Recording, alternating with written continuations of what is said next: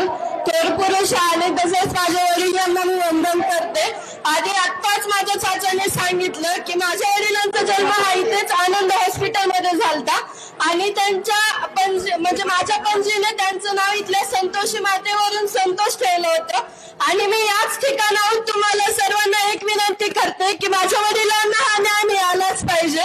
आणि तसंच तुम्हाला तर माहिती आहे त्यांची हत्या कोणत्या प्रकारे झाली आणि त्यांचा यात काही गुन्हा नसताना ते एक समाजसेवक असताना त्यांनी समाजासाठी इतके कार्य केले आणि शेवटपर्यंत ते समाजासाठी झुंजत होते।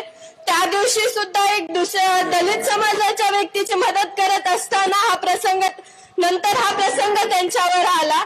ही जी आज वेळ माझ्यावर किंवा माझ्या कुटुंबावर आहे ही वेळ कोणत्याही दुसऱ्या कुटुंबावर येऊ नये याची मी म्हणजे आपण सर्व याची दक्षता घेऊ।